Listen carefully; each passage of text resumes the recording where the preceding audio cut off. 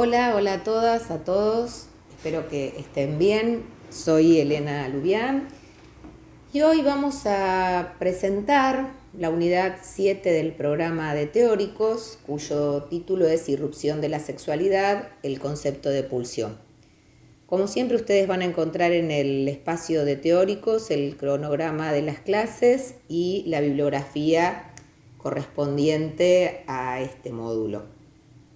En esta clase vamos a introducir algunas cuestiones que consideramos importantes para comprender el abordaje freudiano de la sexualidad.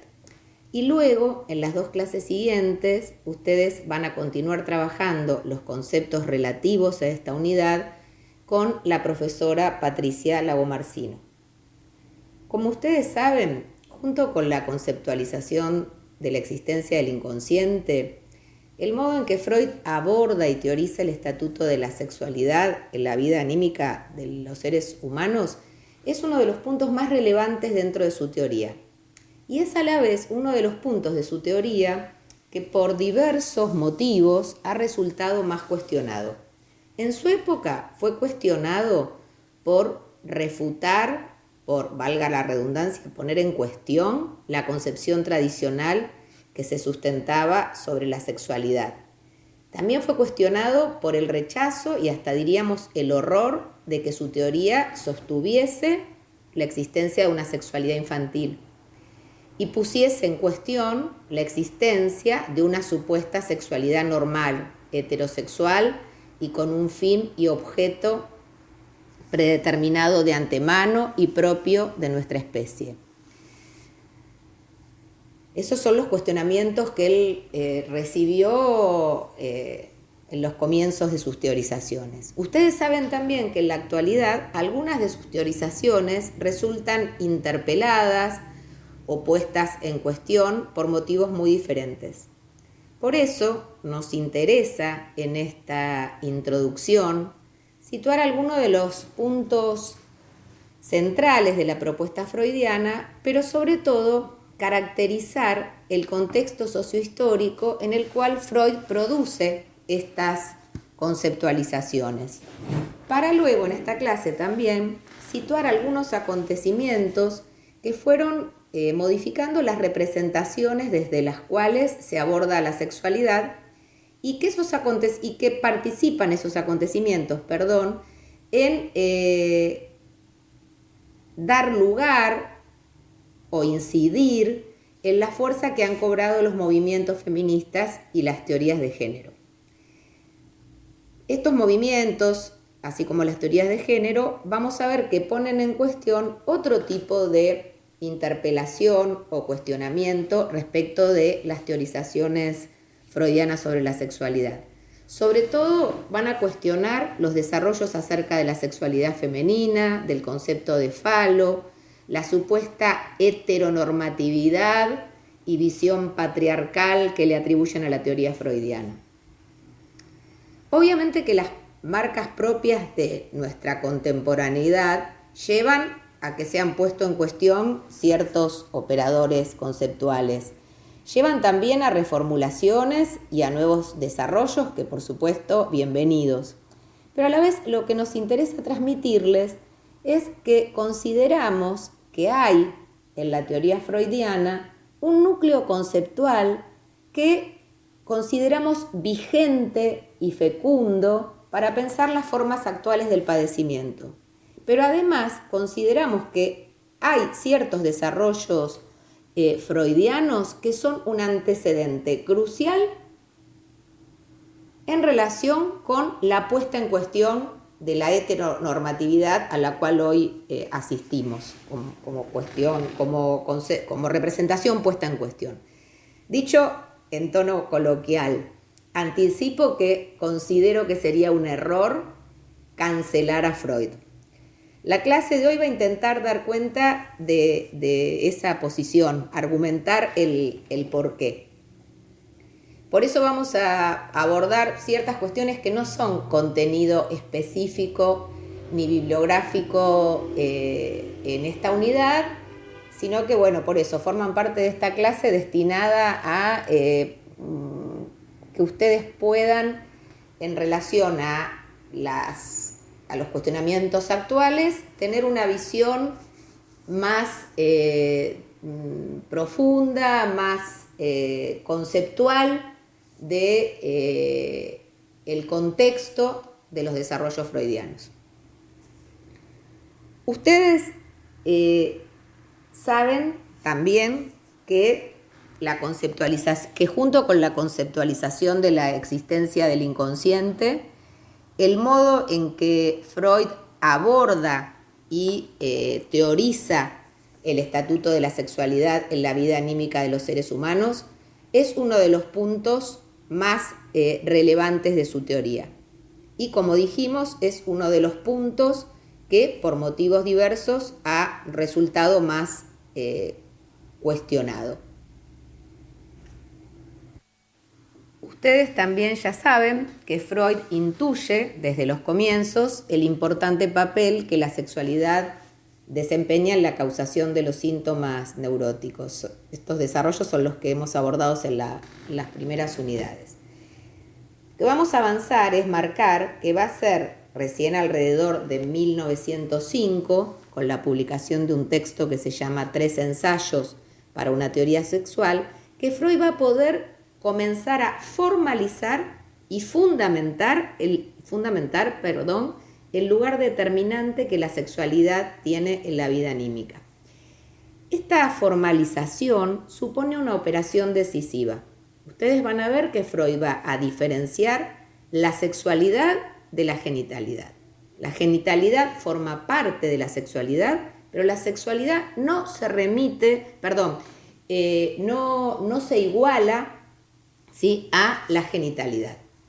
Este movimiento es condición necesaria para poder entender otra afirmación freudiana, que es la que sostiene la existencia de la sexualidad infantil.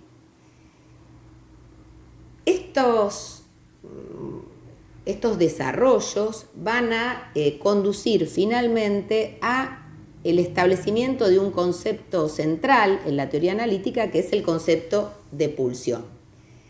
Las conceptualizaciones específicas sobre esta temática ustedes las irán abordando en las clases siguientes de los teóricos y también en desarrollos que se llevan adelante en las comisiones de trabajos prácticos y en los seminarios.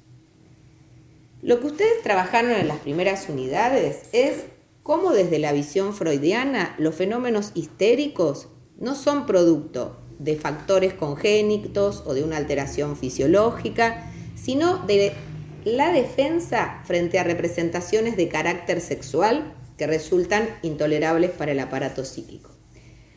La importancia de esta afirmación es decisiva para la creación del psicoanálisis y va de la mano con la formulación del concepto freudiano de inconsciente, que es lo que nosotros hemos trabajado en relación a la primera ordenación metapsicológica en 1900. En esta primera época ustedes vieron un desarrollo, una noción relativo a lo que Freud ubica como trauma psíquico. Ustedes verán que el concepto de trauma se mantiene en la obra de Freud, pero van a ver que va a sufrir resignificaciones, modificaciones y se va a complejizar a lo largo de su teoría, pero va a seguir manteniendo un lugar central, a pesar de estas variaciones o resignificaciones. Recuerdan que en los comienzos de su práctica, en relación con el origen de la psiconeurosis, Freud conjetura la existencia de un acontecimiento penoso de carácter sexual, ocurrido fehacientemente en la infancia del paciente, con la participación de un adulto o de otro niño mayor. Es lo que hemos presentado con el nombre que se la conoce a estos desarrollos, que es teoría traumática o teoría de la seducción. Esta teoría, en relación a la causación de los síntomas histéricos, en relación a la causación de los síntomas psiconeuróticos, va a ser abandonada. Remarco, va a ser abandonada como causación para explicar los síntomas de la psiconeurosis. ¿Por qué remarco esto? Porque esto es uno de los cuestionamientos actuales y creo que es muy importante subrayar que en rigor Freud no niega ni desconoce la existencia real del abuso sexual y de mortificaciones tempranas que cuando son sufridas en la infancia implican situaciones traumáticas que desencadenan el afecto de terror y que darán lugar a síntomas y padecimientos diversos a los cuadros de histeria o de neurosis obsesiva. Esta es una de las primeras aclaraciones respecto de cómo Freud sitúa el tema del abuso sexual. La puesta en cuestión de la teoría traumática como causación de los síntomas histéricos, decíamos, es entonces un antecedente lógico en la construcción del concepto de pulsión, pero también en relación a una noción central que ustedes van a ver en este módulo y que es la noción de fantasía. Porque ustedes van a ver que las fantasías son luego formas de defensa contra las propias mociones pulsionales y sobre todo en relación a el encuentro con la propia sexualidad en la infancia. Freud señala respecto de su época la existencia de una opinión o un saber instalado en la sociedad, al que él llama una opinión vulgar, en el sentido de un conocimiento no científico, acerca de la sexualidad. O sea, Freud ubica que hay una opinión, un saber vulgar cotidiano sobre la sexualidad que está instalado en la sociedad, pero que además es compartido por la ciencia de su época. Señala que en su época la sexualidad está abordada desde ciertas representaciones establecidas que sitúan que la sexualidad surge en la pubertad, que su objeto es el sexo opuesto, que la meta de la sexualidad es la unión sexual o coito con fin de la reproducción. Ustedes ya no tienen esta misma concepción de la sexualidad. Podríamos decir que en la contemporaneidad esta concepción de la sexualidad está ya profundamente cuestionada por la mayoría, al menos en la sociedad occidental, y además se la considera de alguna manera perimida, pero en la época de Freud esta representación es la vigente y veremos, por ejemplo, que es la concepción de la sexualidad que sostiene hasta el día de hoy la religión católica. Si bien empiezan a haber ciertas modulaciones todavía en las encíclicas, se sostiene esta misma concepción de sexualidad que Freud considera está plagada de errores, de imprecisiones y de conclusiones apresuradas. Es en el marco de ese cuestionamiento sobre esta concepción de la sexualidad que la pulsión va a resultar un concepto fundamental en el andamiaje teórico del psicoanálisis. El término elegido por Freud para este concepto es la palabra alemana Trieb, justamente porque lo que quiere es diferenciarla del instinto, que en alemán se dice Instinct. Vamos a ir viendo que la significación que Freud le otorga al término pulsión lo diferencia taxativamente del instinto. El instinto implica una conducta preformada y heredada, propia del comportamiento animal, que está dirigido a la conservación y a la reproducción de la especie.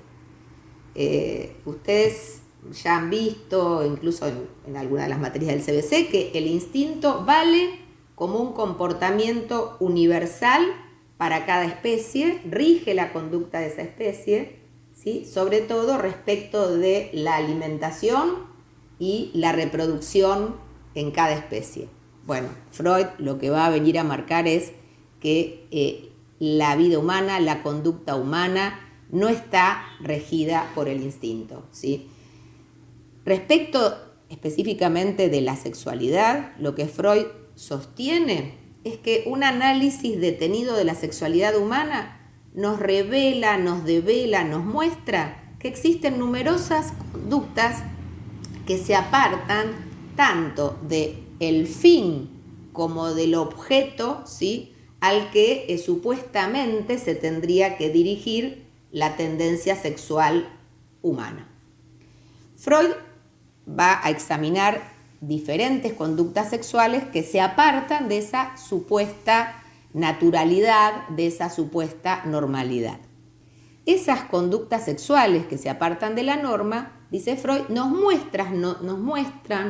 enseñan que el objeto y el fin de la pulsión sexual en el ser humano no se caracteriza por la fijeza propia del instinto, se aleja totalmente de esa fijeza. Yo les diría que aún sin adentrarnos en los casos considerados patológicos, que son los que Freud aborda en la conferencia sobre la vida sexual humana, que la verán luego, aún sin adentrarnos en esos casos, es posible ubicar la labilidad, dice Freud, labilidad con B larga, de la relación que hay entre la pulsión sexual, su objeto y su fin. Aún en la llamada vida sexual normal no existe ¿sí? una fijeza, ¿sí? Una relación universal para todo ser humano de la pulsión sexual con un determinado objeto y un fin propio de lo que se supondría la sexualidad natural o normal. Freud lo que nos muestra es que no hay nada que garantice ni que establezca de antemano qué es lo que va a suscitar la atracción sexual en cada sujeto. A diferencia de lo que sucede con la conducta animal, que decíamos está predeterminada por el instinto. Respecto de la vida humana, no podemos afirmar nunca de manera universal qué tipo de objeto, qué tipo de partener, qué rasgo va a despertar el deseo sexual para cada sujeto. Si ustedes se lo ponen a pensar, no hay manera de garantizar de que algo va sí o sí a despertar el deseo sexual en todos. Para Freud, las condiciones eróticas que rigen la relación al partener sexual y que a la vez también están presentes en el registro de la vida amorosa, son absolutamente singulares. Un tono de voz, una mirada, un color, un rasgo de personalidad puede desencadenar una irresistible atracción, pero que sin embargo no puede ser elevada a la categoría del universal. Es decir, no podemos decir que determinado tono de voz, que determinado rasgo, que determinado tipo de cuerpo va sí o sí a desencadenar para todos una atracción que ponga en juego un deseo sexual. Freud plantea además que el partener sexual suscita deseos que no se limitan al terreno de la genitalidad. Es decir, aún en la llamada vida sexual normal, los besos, las caricias, las miradas, las palabras y sobre todo también otras zonas del cuerpo, que son las que ustedes verán, Freud llamará zonas erógenas, forman parte del juego amoroso e incluso pueden en sí mismas devenir meta de la satisfacción sexual. Por ejemplo, el sexo oral. Es decir, alcanzar la meta de la satisfacción sin, por ejemplo, haber llegado a ese supuesto fin que es la unión sexual o coito. Bueno, no solo esto, sino que también Freud sitúa que el acto de la masturbación, que tiene un innegable carácter sexual y que está presente en la también llamada vida sexual normal, no involucra al otro sexo ni tiene tampoco como fin la unión sexual. Es decir, con estos argumentos entonces Freud se centra en demostrar que la sexualidad no se restringe a la genitalidad, que estos no son términos equivalentes. Reitero, la genitalidad pertenece al campo de la sexualidad, pero la sexualidad no se limita a la genitalidad. Una vez que Freud separa ambos términos, lo que va a resaltar es el papel primordial que cobra la obtención de placer. Va a marcar que respecto de la sexualidad hay un término que ya estaba presente en la concepción tradicional, que es que supone una obtención de placer. Bueno, Freud va a hacer de esta obtención de placer, de esta ganancia de placer, el registro central de la sexualidad, más allá del objeto o del fin a través del cual se lo logre. Es este movimiento el que amplía de manera considerable la extensión del término sexualidad. Y por eso decíamos, forma parte de las teorizaciones que van a permitir formalizar el alcance del concepto de pulsión que ustedes van a abordar específicamente en la clase que viene. Este movimiento que separa y diferencia sexualidad de genitalidad va a resultar fundante y crucial, esto es lo que quiero marcar, para que pueda ser puesta en cuestión, ¿sí?, la heterosexualidad como fin normal, ¿sí?, de la sexualidad. A la vez diríamos que estos desarrollos son cruciales para lo que hoy se pone en cuestión, que es además la heteronormatividad, ¿sí?, y que veremos que en Freud esto también está puesto en cuestión.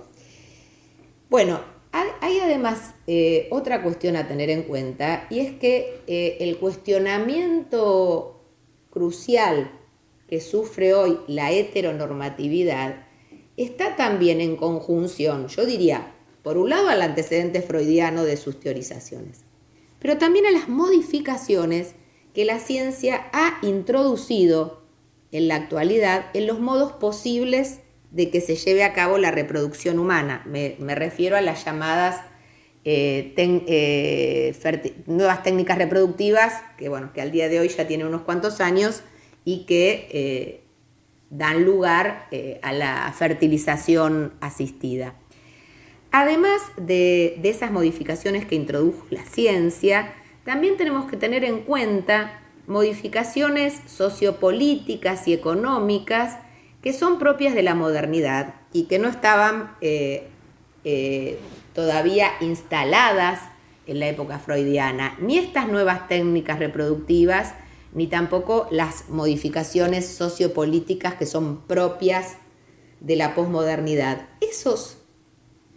Estas dos cuestiones, los avances de la ciencia, pero también las modificaciones en el escenario de la posmodernidad, han incidido de manera radical en que al día de hoy sean aceptadas cuestiones que de ninguna manera estaban aceptadas en la época freudiana y que son el matrimonio igualitario y también distintos tipos de familia, homo y monoparentales, ¿sí?, que tampoco existían como posibilidad en la época freudiana. Y otra de las cuestiones que tampoco existía es la ley de identidad de género, que formamos uno que tiene vigencia también en nuestro país. Es decir, somos uno de los países que ha propuesto bastante tempranamente no solo el matrimonio igualitario, sino también la ley de identidad de género. Bueno, yo ahora les propongo hacer un poquito de historia, justamente para ir hacia donde les decía, es decir, para tratar de que ustedes comprendan, aunque este no sea un contenido específico de la bibliografía, cuáles son las coordenadas epocales en las que surge la teoría freudiana sobre la sexualidad. Surge en una época en la que sin duda aún predominaba un discurso ligado al sistema patriarcal. A pesar de que ya estaban en juego una serie de fenómenos que muchos historiadores y psicoanalistas planteaban que ya de antemano ponían en cuestión el lugar del llamado pater familia, el lugar del llamado padre de familia. Es importante tener en cuenta entonces que los síntomas y los padecimientos a los que Freud le presta su escucha están profundamente atravesados por los efectos de ese sistema. Y están además, y esto es muy importante, creo yo que ustedes lo tengan en cuenta, están además anudados esos síntomas de manera particular con la moral imperante que sostenida a fines del siglo XIX y principios del siglo XX. Muchos de ustedes sabrán, si no, googleenlo, pero hay un montón de películas donde esto se visualiza, que es lo que se conoce con el nombre de moral victoriana. Una de las conceptualizaciones fundamentales que ustedes van a ver en este módulo remite al lugar estructural que Freud le otorgó al mecanismo de la represión. Esto lo van a ver en tres clases más o menos con la profesora Laura Quintana, donde van a ver cómo la represión no es solo una modalidad de la defensa privilegiada en el campo de la psiconeurosis, sino que también Freud la va a plantear como una operación que tiene un lugar fundante en la constitución del aparato anímico. Ahora, lo que les quiero comentar, plantear, es que este lugar central que Freud le otorga a la represión, que ustedes van a ver luego, la va a llamar represión primaria, no va a postular una represión llamada primaria, no invalida, no le quita valor a una serie de hipótesis y de lecturas, desplegadas por Freud en un artículo de 1908 que se llama La moral sexual cultural y la nerviosidad moderna. Les decía que este artículo no está en la bibliografía específica, pero yo creo que sirve para que respecto de la contemporaneidad ustedes puedan contextuar algunas cuestiones y conocer algunas cuestiones del pensamiento freudiano. A partir de examinar la moral imperante en su época, Freud lo que va a resaltar es que uno de los elementos determinantes en la causalidad de los síntomas psiconeuróticos habituales en su época es la tensión entre el peso del ideal moral con el encuentro con las diversas manifestaciones del deseo sexual. ¿Han visto el caso Elizabeth? Para mí es un caso que refleja muy bien el contexto de la época, ¿sí? La forma pero sobre todo la forma que toma el síntoma. Vamos a ver que las formas del síntoma puede cambiar. Lo que nosotros sostenemos es que el mecanismo que está en la base sigue siendo el mismo más allá de los cambios epocales, ¿sí? A la vez que Freud señala los efectos nocivos de la moral sexual de su época sobre el psiquismo, que ustedes también lo vieron respecto de los desarrollos sobre las neurosis de angustia, Freud también va a denunciar, y esto yo creo es muy importante, Freud denuncia, sitúa la doble moral propia de su época. ¿Por qué? Dice que esa moral propia de su época propiciaba la abstinencia hasta el matrimonio, exigiendo sobre todo la virginidad de la mujer, pero consintiendo la práctica sexual masculina de un modo encubierto a través de la proliferación de los prostíbulos, mientras que en el discurso oficial condenaba la existencia de los prostíbulos, pero también, sobre todo, ocultaba la posibilidad de la existencia de un deseo femenino.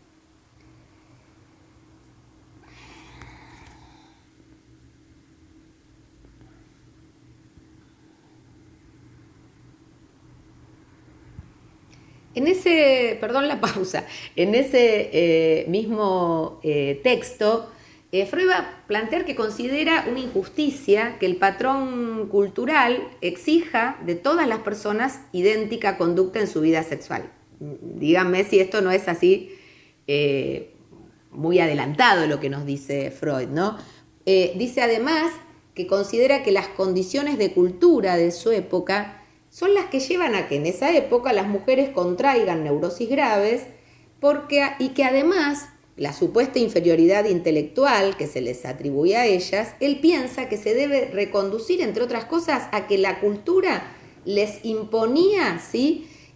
Las llevaba a una inhibición del pensamiento propio para sofocar lo sexual. Otra cosa importante que quiero contarles es que en ese texto de 1908, Freud también dice que ese panorama, ese escenario social a principios de 1900, incide en el hipervalor que cobra la maternidad para las mujeres de su época y también que incide en la relación a los hijos, que suele también estar marcada por la insatisfacción que surge de la condena de que la mujer pueda separarse de su matrimonio y que tenga que seguir en un matrimonio aún en contra de sus deseos. No se olviden que en muchísimos países no existía la posibilidad de divorcio. En Argentina el divorcio recién estuvo legalizado a partir de 1983. Antes existía la separación, pero no la posibilidad de una nueva unión legal.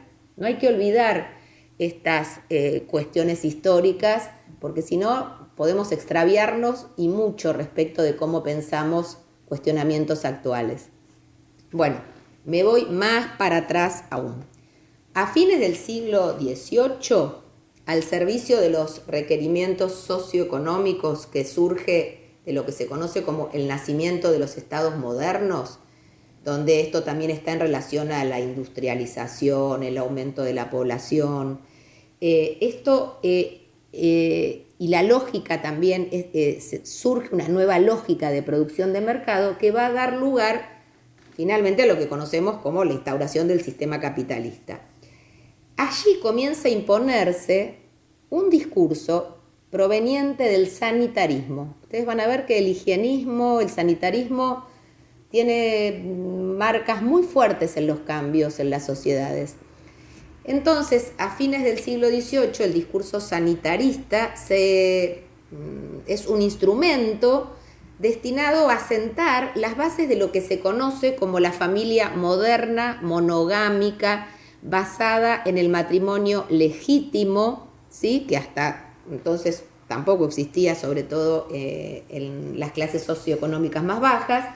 ¿Sí? Todo esto, familia moderna, monogámica, matrimonio legítimos, va a ser planteado como el seno adecuado para la buena crianza de los niños, en manos de madres que deben estar dedicadas fundamentalmente a poner en práctica los principios surgidos de las nuevas teorías higienistas. Para los que les interesa este tema, si lo consiguen, un libro muy esclarecedor, se llama Policía de la Familia, de un autor que es Doncelot.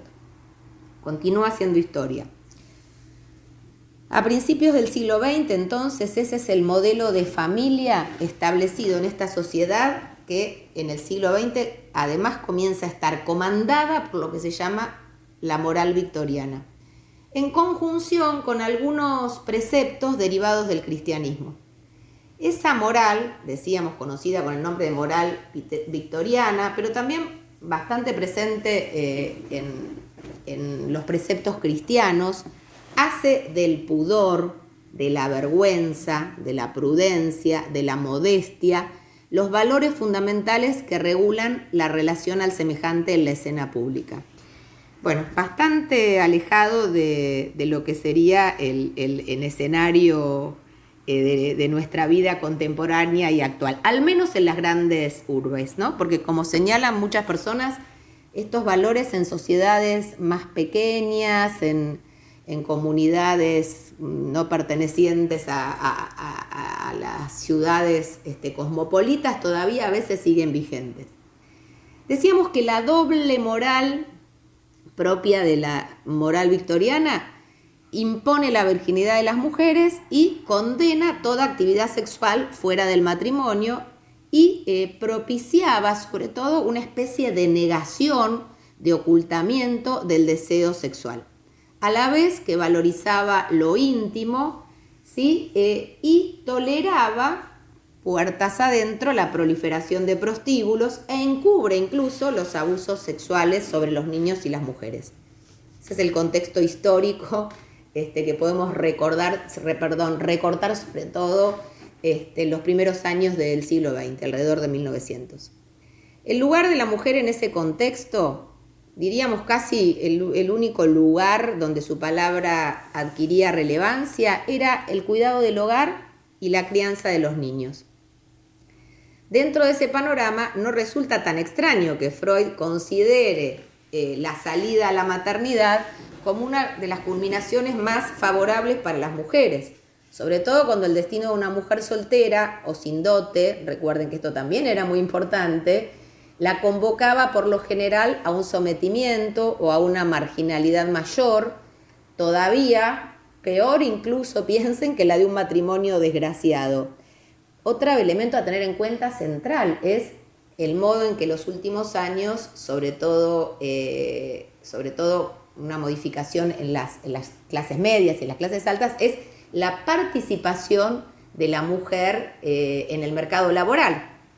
Participación que antes estaba solamente acotada a las clases sociales más marginadas. Quiero marcar otra cuestión que sitúa Freud, que es muy importante y que creo que no hay que olvidarla para no acusarlo injustamente. Freud plantea que la cultura se comporta respecto de la sexualidad como un pueblo o un estrato de la población que somete a otro para explotarla. O sea, lo que plantea es que la cultura le impone a la sexualidad un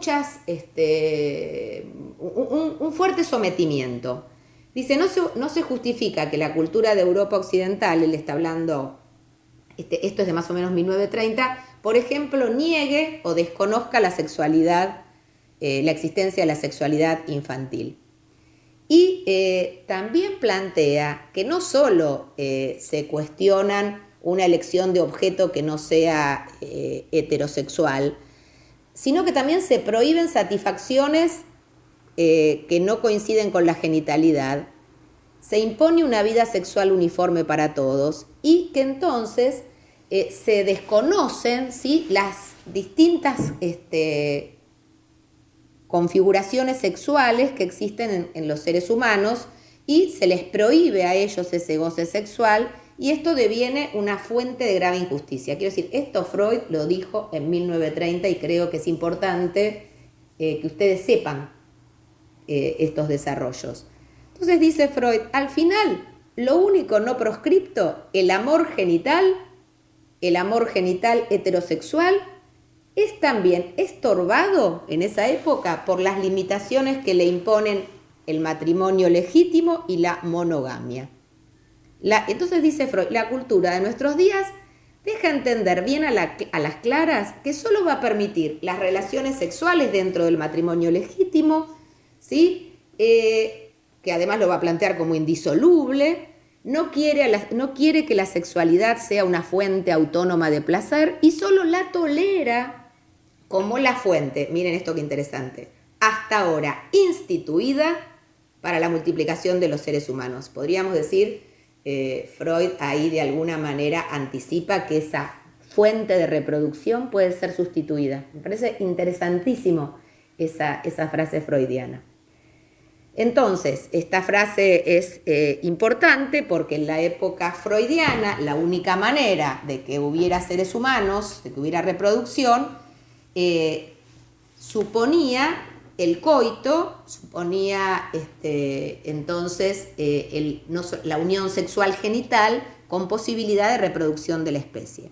Esto es lo que quiero plantearles que es decisivo para que ustedes comprendan el modo en que Freud plantea finalmente la existencia, la conformación de una pulsión genital a la cual la norma cultural impulsa, ¿sí? Es decir, para Freud la pulsión genital no existe por naturaleza, es una exigencia de normalidad que impone la cultura. Ustedes van a ver en las próximas clases que Freud caracteriza la pulsión sobre todo como pulsión parcial, no como pulsión genital. Quiero recordarles además que es muy importante señalar las modificaciones que se produjeron en un corto lapso de tiempo, ¿sí? Por lo tanto, que introdujeron algo muy vertiginoso porque se produjeron cuestiones que modificaron de modo radical las coordenadas que trazan el horizonte de nuestra época. En menos de un siglo, un poquito más, entre el descubrimiento freudiano, menos de un siglo, se produjeron cambios científicos, tecnológicos, económicos, políticos, sociales, que modificaron no solo la lógica del mercado, sino también los modos de lazo al semejante. Y también modificaron sustancialmente los ideales y las condiciones de vida de nuestra especie. Bueno, un dato más para agregar ahora. Todavía nos queda ver qué modificaciones en el lazo al semejante va a terminar de introducir y de producir la pandemia. Entre paréntesis ese comentario.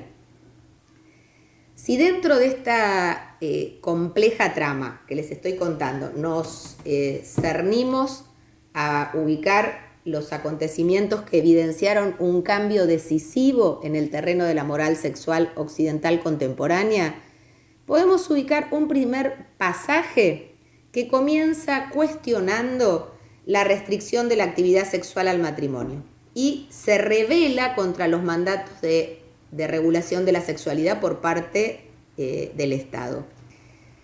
El surgimiento del movimiento hippie, alrededor entre los años 50 y 60 más o menos, retoma consignas que ya estaban presentes en el siglo XIX en los movimientos anarquistas y en las primeras feministas que proclamaban el derecho al amor libre. Esta proclama encuentra a su vez un sustento en algo muy importante, que es un descubrimiento de la ciencia que permite, ¿sí?, que se implemente algo que ya se había descubierto, que son los antibióticos, y también luego la pastilla anticonceptiva. Estos avances, ¿sí?, de la ciencia junto con el movimiento hippie y los cuestionamientos y ya el feminismo de esa época, dan lugar a lo que se conoce con el nombre de primavera sexual. El ejercicio del sexo deja de ser una posible condena a muerte en mano de las enfermedades venéreas, como la sífilis. Así también deja de ser el temido camino directo a un embarazo no deseado. Pero esa primavera sexual dura poco. Estamos hablando de alrededor de los 1950, 1960, hacia fines del siglo XX, en la década del 80, alrededor de 1980, surge el SIDA. Es importante que ustedes sepan que al principio se lo llamaba peste rosa, para que ustedes tengan presente la estigmatización que hasta hace no muchos años recaía sobre las elecciones homosexuales. Es también a partir de la década de 1980 que se producen algunos descubrimientos que ocupan un lugar decisivo dentro de los múltiples factores que van a incidir en la reivindicación de la diversidad sexual y en la puesta en cuestión de la imposición oficial de un modelo heteronormativo. Creo que es importante entonces también que tengan presente el surgimiento de las nuevas técnicas reproductivas, pero sobre todo luego su progresiva sofisticación. Es decir, es la fertilización asistida o la procreación artificial, que remarco, no existía aún en la época de Freud, lo que va a permitir prescindir del coito como modo único y por lo tanto hasta entonces absolutamente necesario para la reproducción de la especie. Resaltamos, la humanidad ya no necesita que un hombre y una mujer tengan relaciones sexuales para poder asegurar, en caso que lo deseen, la reproducción. Y esto es crucial para poder comprender por qué ahora se les da lugar a una serie de reivindicaciones sobre elecciones sexuales diferentes a la heteronormativa. Otra cuestión a situar. A comienzos de la década de 1990 ya se sabe que el SIDA no es patrimonio de los homosexuales. Los estados, alarmados ante la proliferación del virus, que entre otras cosas amenazaba sus economías, no dudan en implementar campañas de prevención que resulten más efectivas que el mero terror. Surgen así una serie de campañas que blanquean, ¿sí?, que además de la homosexualidad también son habituales diversas prácticas sexuales, el sexo oral, el sexo anal, entre otras, y que muchas de ellas forman parte de las prácticas presentes en la sexualidad considerada normal y que también son modos de propagación del virus del SIDA. Las campañas preconizan entonces por primera vez, ¿sí? Al poner en juego la importancia del uso del preservativo, ubican en el discurso oficial, ¿sí? Que existen prácticas sexuales diversas a la práctica genital heterosexual. Es decir, los discursos estatales por primera vez plantean oficialmente que si se quiere practicar el sexo fuera de una relación segura y estable, lo hagan, como quieran, con quien quieran, pero usando preservativo. Bueno, este decir presente en un discurso oficial y público era impensable en la época freudiana, y es importante que ustedes recuerden eso. Digo esto porque entonces, en relación con la problemática que introduce el SIDA, más con las otras variables que fuimos situando, los estados inscriben en el discurso oficial que la práctica de la sexualidad no está al servicio de la reproducción, que el partener hetero no está predeterminado por naturaleza, que existen modos de goce sexual diversos y singulares. Es decir, el discurso oficial, al menos en las democracias occidentales, confirma, verifica casi 100 años después, uno de los núcleos centrales de la teoría freudiana que fue en su momento más cuestionado y criticado. Freud dijo, la pulsión no tiene objeto ni fin destinado por su naturaleza y su ejercicio es independiente de la reproducción. Este es el desarrollo freudiano que consideramos crucial, consideramos un antecedente que devela realmente el núcleo de la sexualidad humana y es un antecedente para los nuevos planteos y los nuevos modos de pensar la sexualidad y la identidad sexual. En la actualidad, ¿sí? Los discursos feministas, que dan lugar luego al llamado colectivo feminista, integrado también por las hasta hace poco tiempo llamadas minorías sexuales, logran instalar la reivindicación de sus derechos. Logran hacerse oír también desde otras perspectivas las voces trans, intersex y no binarias, acalladas durante mucho tiempo bajo la acusación de alienación mental. Junto con ellas también adquiere visibilización y reconocimiento teórico los desarrollos de las teorías de género y sus críticas a los modelos heteronormativos. La caída y puesta en cuestión de los supuestos inherentes al sistema patriarcal introducen sin duda otras perspectivas desde las cuales mirar el mundo y por ende nos llevan a repensar cómo conceptualizamos la subjetividad y cómo conceptualizamos los modos actuales del lazo con el semejante. Quiero remarcar que el gesto inicial de Freud no solo pone en cuestión la moral sexual de su época, sino también que pone en cuestión una concepción de la sexualidad heterosexual y normativa al servicio de la reproducción.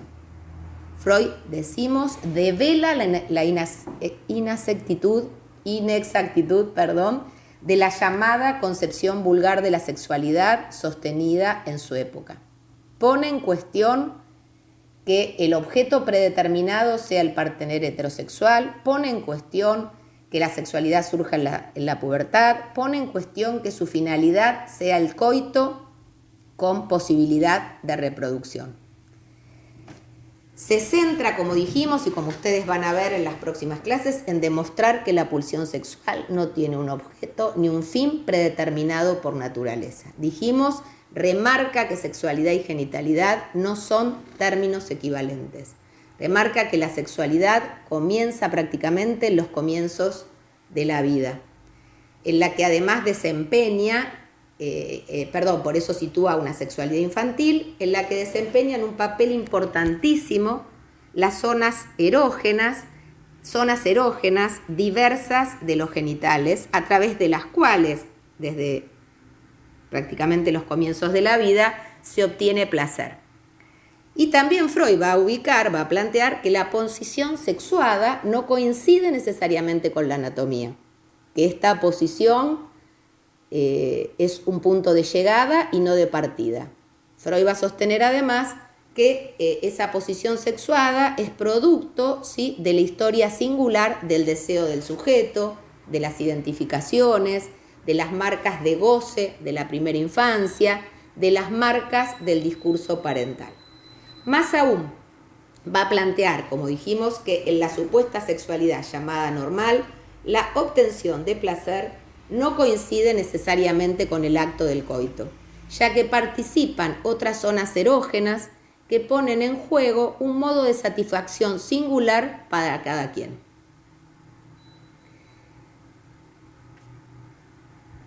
Situábamos que las técnicas de fertilización asistida, al asegurar la reproducción sin necesidad de recurrir al coito, también contribuyeron a terminar de derribar la denominada concepción vulgar de la sexualidad.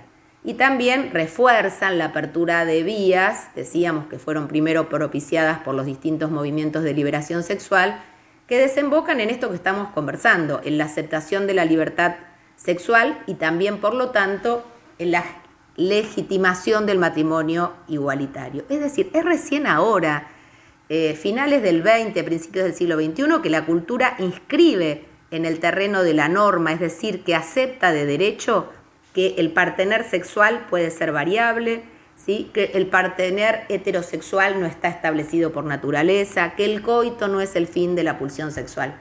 Lo reiteré muchas veces porque creo que es muy importante que quede claro. Ahora bien, dicho esto, ubicado la diferencia entre el contexto contemporáneo y el contexto freudiano, podríamos decir que, a pesar de todos esos cambios, hay en Freud una teorización, una afirmación que sigue siendo vigente, y que es que el sujeto reprime, ¿sí?, que tratándose de cosas sexuales tiene que arreglárselas solo. Es decir, que lo que sigue siendo vigente como núcleo central del pensamiento de Freud es que no hay un saber natural que oriente al sujeto en el camino de su sexualidad, que el encuentro con la propia sexualidad es siempre traumático, que ese encuentro siempre es a destiempo y que se produce en momentos tempranos de la constitución subjetiva en las cuales el niño no dispone aún de elementos simbólicos ni de representaciones que le permitan abordar la diferencia de los sexos y las sensaciones erógenas que se manifiestan en su cuerpo. Es ese imposible de saber respecto de la sexualidad, ¿sí?, que sitúa a Freud como el núcleo traumático del encuentro con la propia sexualidad, ¿sí?, y que es eso lo que se hace escuchar, más allá de las modificaciones del escenario actual, tanto en los síntomas que escuchamos en nuestros consultorios, como también en relación al lugar central que ocupan todas las discusiones sobre la sexualidad, sobre lo trans, sobre lo no binario en los discursos actuales. Bueno, dicho esto, también es necesario aceptar, ubicar que Freud es hijo y habitante de una época en la que todavía predomina el sistema patriarcal y que, aun cuando haya descubierto el inconsciente, producido la conceptualización de la pulsión, intentar ir más allá del padre, bueno, la filiación a esa época deja algunas marcas, con lo cual creo que efectivamente la revisión de sus desarrollos sobre los caminos que propone para la feminidad, el uso que se ha hecho o el abuso que se ha hecho del concepto de falo, son sin duda instancias necesarias. También resituar el valor que ocupa sus teorizaciones sobre el Edipo, porque y repensarlas en el seno de la familia contemporánea. Es decir, podemos ubicar que efectivamente el Edipo no constituye una invariante universal, sino que es una variable muy importante para poder pensar al menos el psiquismo propio de la llamada familia moderna occidental, pero también debemos ubicar los cambios producidos en las familias contemporáneas. Bueno, todo este recorrido es para ubicar que creo que cancelar, censurar a Freud, pensándolo como un supuesto propiciador de la heteronormatividad o defensor de la heteronormatividad, o presentarlo como el creador de una teoría al servicio de los ideales machistas, creo que constituye no solo un error de lectura, producto por ahí del desconocimiento de una lectura más rigurosa, sino que además creo que implica el riesgo, ¿sí?, de condenar a un autor, ¿sí?, que ha contribuido a muchas de las cuestiones que hoy son propiciadas como derechos por los movimientos feministas. Y creo que condenar a Freud, paradójicamente, resultaría funcional, que los movimientos feministas condenasen la lectura de la teoría freudiana, resultaría funcional a los objetivos de una política acorde con una lógica sociopolítica y una lógica del mercado que los feminismos buscan cuestionar.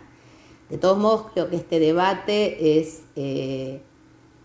importantísimo, es bienvenido. Creo que tenemos que tener una perspectiva abierta a revisar nuestros supuestos, pero a la vez concluyo diciendo que los desarrollos freudianos relativos al inconsciente, a la pulsión, a la sexualidad, al lenguaje, a la muerte, constituyen conceptos fundamentales de la teoría psicoanalítica que hacen que este modelo resulte vigente y fecundo para abordar aún hoy distintas configuraciones que adopta el padecimiento en la actualidad, y que es un modelo que ustedes a lo largo de la carrera van a ir viendo, que tiene una ética que desea ir más allá de los imperativos normatizantes de la moral y que intenta apuntar caso por caso a lo singular del deseo del sujeto.